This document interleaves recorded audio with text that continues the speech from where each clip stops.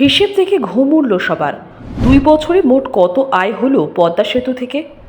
2022 সালের 25শে জুন পদ্মা সেতুর ওপর দিয়ে যানবাহন চলাচলে উদ্বোধন করেন প্রধানমন্ত্রী শেখ হাসিনা।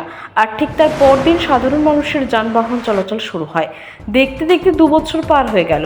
পাশাপাশি গত বছর 10 অক্টোবর প্রধানমন্ত্রী শেখ হাসিনা সেতু দিয়ে ট্রেন চলাচলও উদ্বোধন করেন। অবশ্য যাত্রী নিয়ে ট্রেন চলাচল শুরু হয় গত বছর 1 নভেম্বর। কিন্তু সম্প্রতি এই পদ্মা সেতু নিয়ে উঠে এলো এক চাঞ্চল্যকর তথ্য।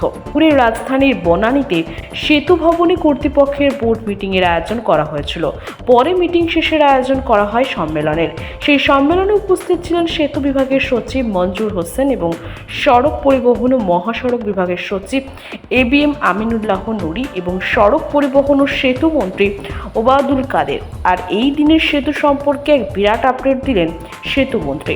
পদ্মা সেতু নিয়ে বড় ঘোষণা সেতু মন্ত্রী ওবায়দুল কাদের জানান, এই পদ্মা সেতু নির্মাণের জন্য প্রায় 32,605 কোটি ব্যয় হয়। আর বর্তমানে এখন এই সেতু নির্মাণে 21টি জেলার 3 কোটি মানুষ সুবিধা ভোগ করছেন। সেতুর টোল থেকে হওয়া আদায় দিয়ে 6 কিস্তিতে এখন পর্যন্ত 948 কোটি টাকা সরকারের অর্থ বিভাগকে পরিশোধ করা হয়েছে। আগামী বৃহস্পতিবার 7ম এবং 8ম কিস্তি বাবদ 314 কোটি টাকার চেক প্রধানমন্ত্রীর মাধ্যমে অর্থ বিভাগে হস্তান্তর করা হবে।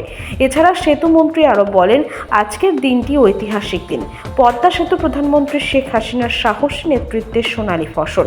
নিজের টাকায় সেতু নির্মাণ করে সক্ষমতার উজ্জ্বল দৃষ্টান্ত স্থাপন করেছেন। এছাড়া টোল ট্যাক্স হিসেবে তিনি জানান, পদ্মা সেতু দিয়ে যান চলাচল শুরু হওয়ার পর 2 বছর সর্বমোট 1,648 কোটি টাকার টোল আদায় হয়েছে। অর্থাৎ 2022 সালের 25শে জুন থেকে 2024 সালের 24 জুন পর্যন্ত 2 বছরে পদ্মা সেতু দিয়ে 1,27,00,000 যানবাহন পারাপার হয়েছে।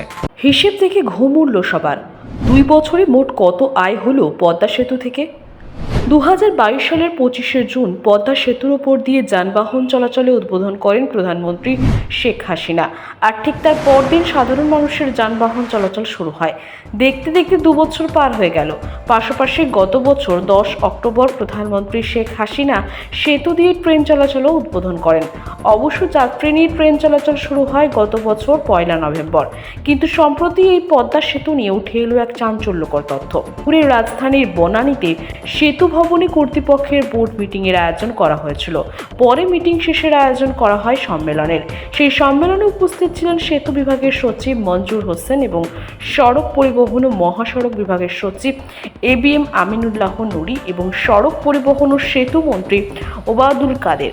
আর এই দিনের সেতু সম্পর্কে এক বিরাট আপডেট দিলেন সেতু মন্ত্রী। পদ্মা সেতু নিয়ে বড় ঘোষণা সেতু মন্ত্রী ওবায়দুল কাদের জানান, এই পদ্মা সেতু নির্মাণের জন্য প্রায় 32,605 কোটি ব্যয় হয়। আর বর্তমানে এখন এই সেতু নির্মাণে 21টি জেলার 3 কোটি মানুষ সুবিধা ভোগ করছেন। সেতুর টোল থেকে হওয়া আদায় দিয়ে 6 কিস্তিতে এখন পর্যন্ত 948 কোটি টাকা সরকারের অর্থ বিভাগকে পরিশোধ করা হয়েছে। আগামী বৃহস্পতিবার 7ম এবং 8ম কিস্তি বাবদ 314 কোটি টাকার চেক প্রধানমন্ত্রীর মাধ্যমে অর্থ বিভাগে হস্তান্তর করা হবে। এছাড়া সেতুমন্ত্রী আরও বলেন, আজকের দিনটি ঐতিহাসিক দিন। পদ্মা সেতু প্রধানমন্ত্রী শেখ হাসিনার সাহসী নেতৃত্বের সোনালী ফসল।